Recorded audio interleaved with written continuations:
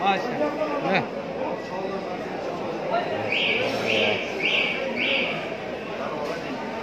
Evet abiler. Bir tane kaldı abi. Alırlar abi. Çocuk maskesi abi. Çal da çeksin.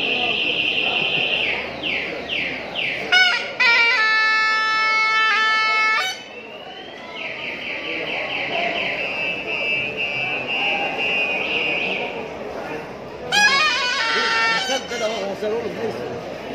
Kaç çıkıyorsun?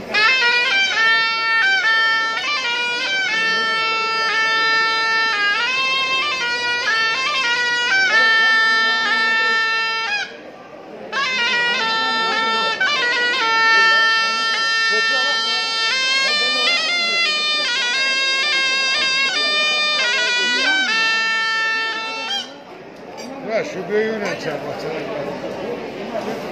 Büyük daha iyi. Büyük daha iyi. Ahmet Eki 8 verir. Onu vermiyor. Kamışını vermiyor. Kamışını vermiyor.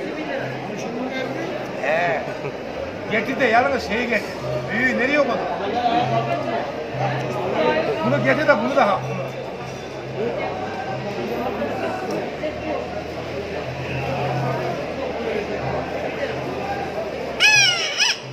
Bana böyle şey ya. Yok kamışını bırak.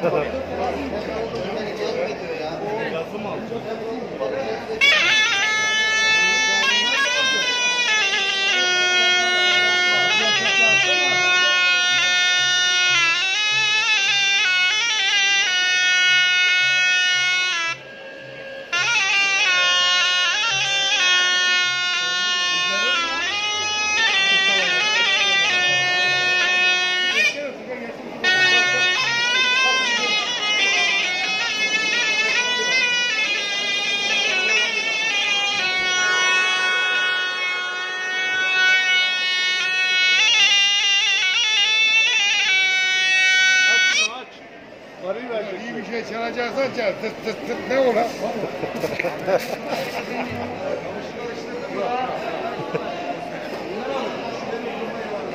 Yok karıştırma. Yok karıştırma. Ama geçen hafta zurna daha iyiydi abi. Zurna. Geçen haftaki daha iyi. Ondan önce bir hafta var. He, doğru, satıldı.